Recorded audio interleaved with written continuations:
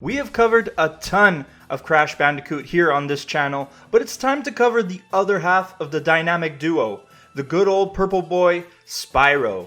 These two mascots are pretty much inseparable, and in the same year that I discovered Crash, I also discovered Spyro the Dragon on the PS1. This game is a very different experience from his compadres games, as you explore all these self-contained, small-scale open worlds. While the ultimate goal is to find your way to the exit gate, you can't just run to it without taking some stuff with you. Spyro is all about collecting the gems, finding all the MacGuffins scattered through the levels, and exploring these interesting and detailed levels. The three classic games created by my fave studio, Insomniac, were brought back, remade from the ground up in the Reignited Trilogy by Toys for Bob, after seeing just how successful the Insane Trilogy turned out. And here on Platinum Hunters, I absolutely need to cover all three games, not with supercharged levels of speed, but with relative quickness.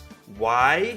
You see, I have a huge intuition that we will be getting a brand new Spyro adventure sometime this year. And I want to make sure you guys have all the Spyro plats in your collections so you are ready for that brand new title. Skylanders is going to be its own separate beast, but maybe we will get to it one day. But this episode, we're jumping into the very first game. It's time to free some dragons and bust some Gnorcs to get the Gnasty's Demise Platinum Trophy.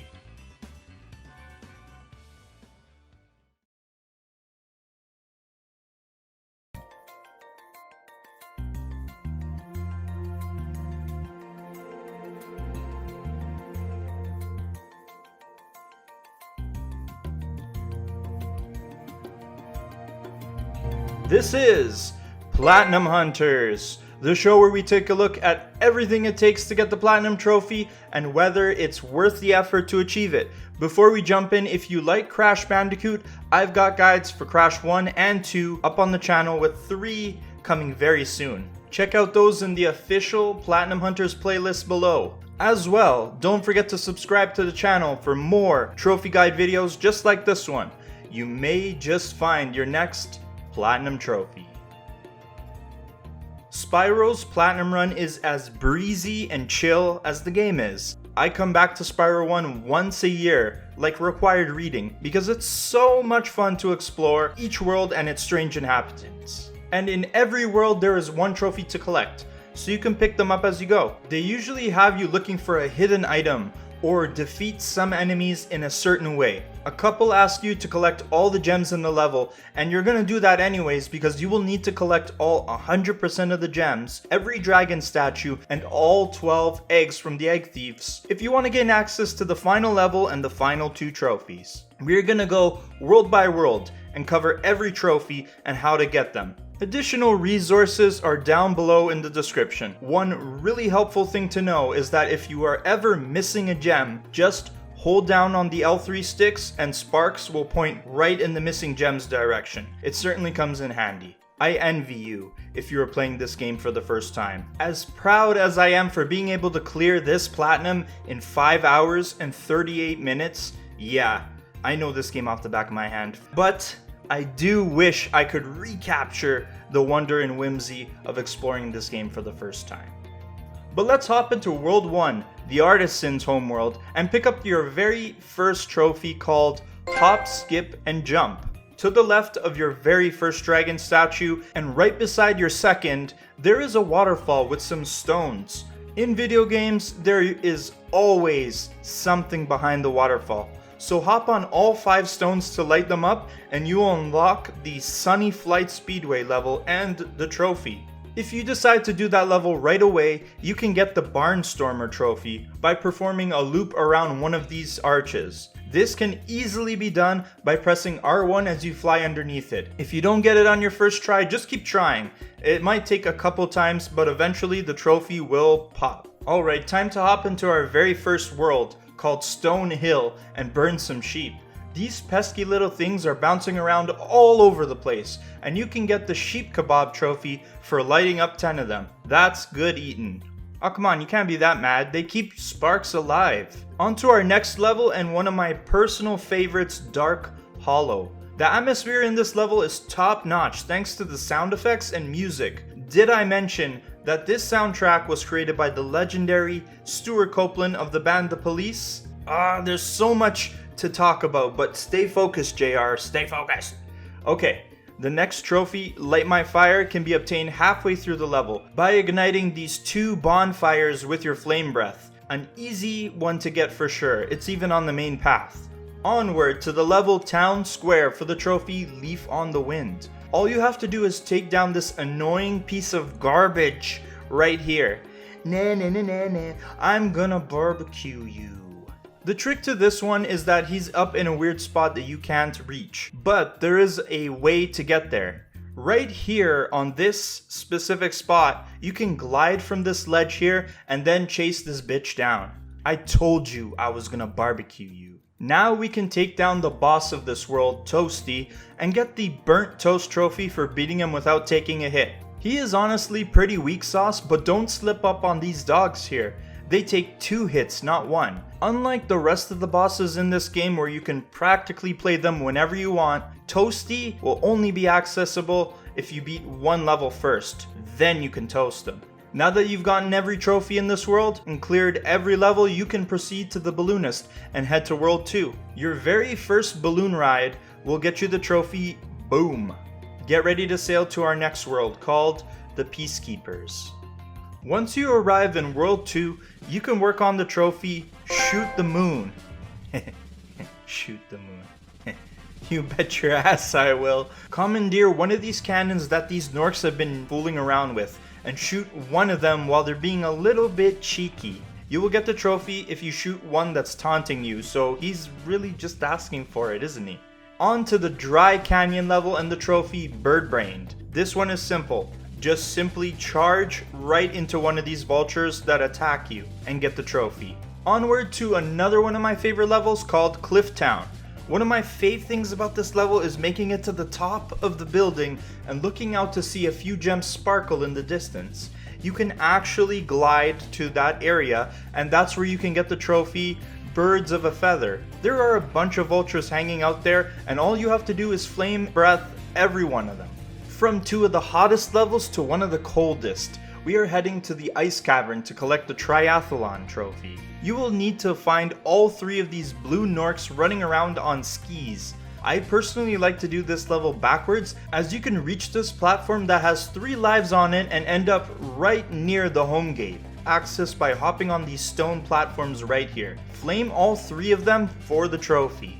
Let's go pay a visit to the resident cool guy, Dr. Shemp, and get the trophy What's in the Box. There is a chest that requires a key to open it at the very end of the level, and the key is located nearby. Before you enter Dr. Shemp's Sanctum of Coolness, there will be a whirlwind at the back of this stone tower, and once you are on top, you can fly exactly to the spot where the key is sitting. Then, you need to go through the rest of the level and out-Shemp the Shemp to gain access to the chest at the very end of the level. Just simply hop down to the lower platform, unlock the chest to get the trophy. Shemp, I'm sorry man, but you were just too cool for this world. Too cool.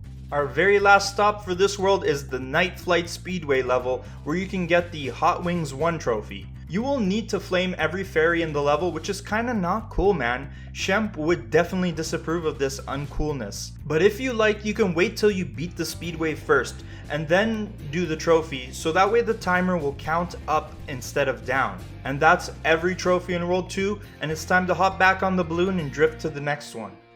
Welcome to the Magic Crafters world, and we are gonna make sure they know we coming through by charging some of them down. There are 4 of these druids stacked up nicely in the beginning path, so nail all 4 of them in a row to get the trophy. We're cleaning up this joint and just getting started.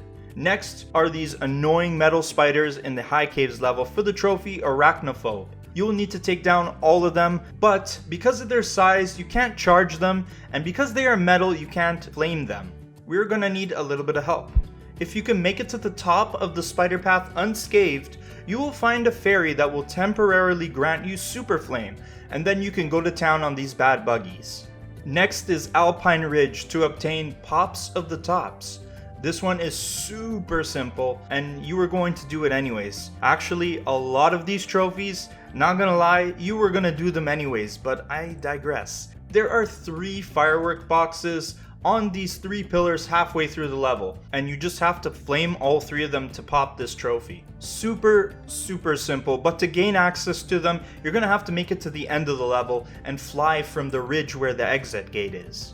Onward to another fave of mine, Wizard Peak, which is quite a fun level, but it has lots of hidden paths. One hidden path in particular will lead to a hiding egg thief and the trophy Egg Hunt. When you reach the first supercharge path, you are in the right place. Head down the first supercharge and then immediately down the second one to pick up a huge burst of speed. Then head up the other supercharge that's right in front of you, and at the very top, charge jump and then glide to the floating platform. Phew, what a rush.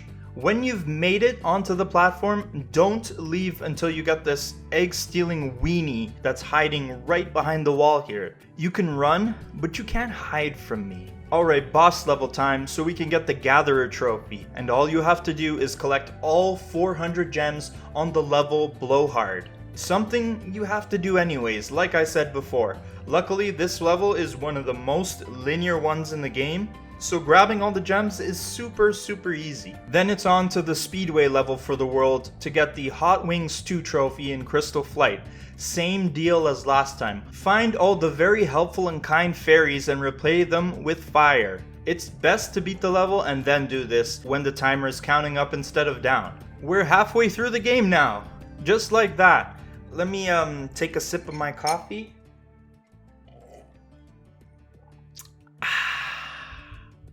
That's good coffee. Okay, let's continue. From the bright and colorful Magic Crafters world to the dark and swampy Beast Makers world. The first thing we were gonna do, other than watch out for these devious boars, is find all 5 glowing mushrooms for the trophy Mushroom Hunter. A few are well hidden, but the worlds in Spyro 1 are super small, so there are not many places to look. Still, there's a video guide below if you get stuck. For the trophy Rocketeer in Terrace Village, it's very important that you do not flame any of the fireworks until you locate and have access to all 3 of them. To pop the trophy, you need to flame all 3 of them in a span of 15 seconds. And to do that, you need to reach the end of the level where there is a staircase to get you high enough to glide to the 2 fireworks on the top of the buildings. Light those 2 and then drop down and light the 3rd one and watch the show. Another fave of mine is Misty Bog, except for these toads. But the trophy in this area is right at the beginning of the level. Behind where you start is an enemy with a chicken trap. And to get the cage-free trophy, all you have to do is let that chicken get trapped and then free it by charging the cage. If you mess it up, there's another opportunity to do it further along the main path. We have arrived at everyone's favorite level, the treetops. For the trophy, Launch Date. You will need to use and leap off of every supercharge ramp in the level. Guaranteed, getting all the treasure and dragons are going to confuse first-time players, so I'm leaving a video guide for this one if you do get stuck. Definitely one of the most memorable levels in the game thanks to these wicked jumps and crazy paths you have to take. Boss time! Metalhead is not what they call him because of his musical preference. No, he's literally a man made of metal. Like the last boss level, the trophy Gems in the Rough tasks us with collecting all 500 gems in the level. Unlike the Blowhard level though, Metalhead has a ton of side paths and hidden stuff to find, like this little opening in this metal gate here. This level also has a key and locked chests, so if you look behind the waterfall again, you may find something, hint hint. Lastly, for this world, we head to Wildflight, and the trophy, I believe it's time for me to fly. For this one, you have to collect all the items in one go without touching the ground, which means you can't land on any of the platforms while diving low to flame breath something. Not hard, you just have to be careful. It might take a few tries. Oh, Dreamweavers. I pity the fool that gets in Spyro's way. Let's get Fool's Errand out of the way first by charging all 3 of these metal fools in a row. Now if you know anything about this game, you know there's one little punk fool messing around with the cannon up there that changes the size of these enemies. You're going to have to wait till he makes them small, or you'll just bounce off of them when they're big. The Dreamweaver's world houses the majority of my favorite levels to explore, and one of them is Dark Passage. Getting to the end gate is only completing half the level. There is a whole nother path to go through to get the rest of the gems, but for the Bad Doggies trophy, you'll have to flame 3 of these dog enemies, but you'll have to wait till the lights go out and they morph into these demonic looking monstrosities. Ooh. Flame breath 3 of them when they're in their demon forms to get the trophy. Now on to Lofty Castle, another great level to explore and find these funny looking balloon birds. I think it's time to charge the wind out of them, specifically these 4 lined up nicely right here. For the trophy all puffed up, charge through all 4 of them in a row. You will find them on the main path about halfway through the level. And now we have arrived at Haunted Towers, an insanely memorable level with these armored enemies that come back to life. Well, you gotta take them all out for the trophy scrap metal, and they can be a bit of a pain if you don't know how to take them out. You will need to get a kiss from the fairy to get the super flame and take them out, like how we took out the spiders in the High Caves level. When you're looking for all of them, don't forget the ones that don't come back to life and just sit on the floor. You have to take those out too. When you get to the supercharge path, you can use it to access a hidden area by charging through this winding path and landing here. At the end of this section, you will get a kiss from a fairy that doesn't wear off until you leave the level, so then you can just go to town on the rest of the armored suits.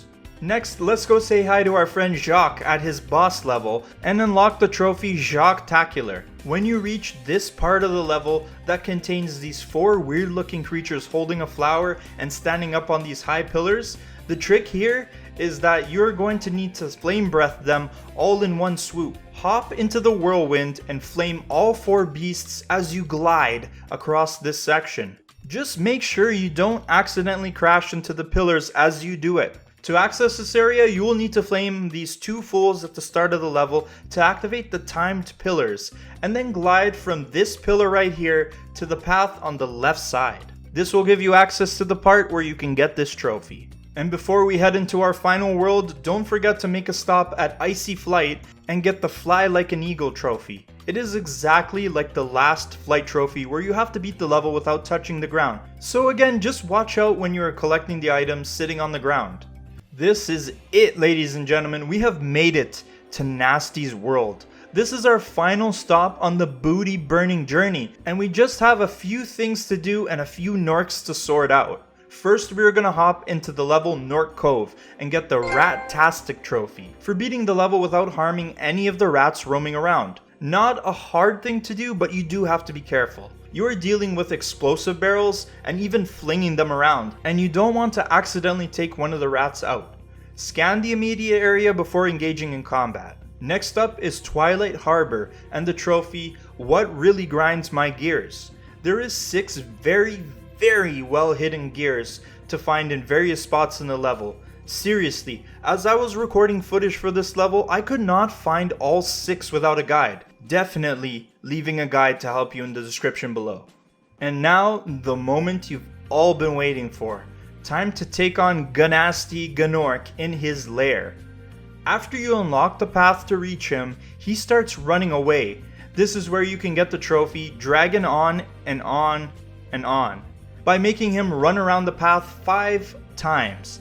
That's right, if this weenie is actually gonna run from us, we're gonna make him sweat. Let's go, Gnasty, feel the burn before I really make you feel the burn. 5 laps will give you enough time to collect all the gems as well. When the trophy pops on the 5th lap, then you can give him what he deserves. And after you beat him, that will get you to the end credits, but you're not done yet. There are still 2 more trophies to collect on this platinum run. If you have collected all the gems, dragon statues, and dragon eggs from the other levels, you will open the last dragon head in Gnasty's Nexus, uncovering the very last level Gnasty's loot, and popping the trophy, I'm in the money.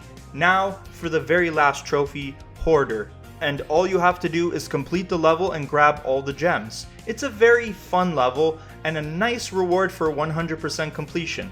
And once that trophy and the rest of the trophies are all sitting in your trophy case, congratulations! You will be awarded the Gnasty's Demise Platinum Trophy for Spyro the Dragon in the Reignited Trilogy. Overall, Spyro the Dragon is an afternoon of fun, exploring some worlds with incredible sights and zany looking characters. If a challenge is what you're looking for, unfortunately this ain't it, Chief, but if you want a relaxing game where you can take in the sights and explore some small scale levels, this is it, Chief. Toys for Bob did an absolutely fantastic job bringing back the classic we all fell in love with on the PS1, and now it can be added to your Platinum Trophy collection. I think it's worth grabbing the Platinum just based on that. The game's sequel, Ripto's Rage, ups the ante, and in due time we're going to cover that. But in my heart, this game is always going to be my favorite in the series. Happy to have the Platinum Trophy for this game despite how easy it is to grab. The Purple Boy is back, and if my intuition is completely correct, I think he will be here to stay. Time will tell, but in the meantime, get ready for 2 more Spyro Plats to be covered here on Platinum Hunters. Thank you guys so much for watching. I hope you guys had a good time with this episode. I certainly did, because I got to talk about Spyro, despite the fact that maybe this game doesn't need a trophy guide, but I just wanted to talk about Spyro, and I definitely want to cover all 3 games here on the series. They deserve to be on this series, and they deserve the love that they get. So if you liked the video, tell me about it down in the comments section. As well, let me know what you guys want to see on this channel. I'm always curious to see what you guys are playing and what games you think should be on the Platinum Hunters Pantheon. I will see you guys in the next video. Enjoy your trophy hunting expeditions, and peace out.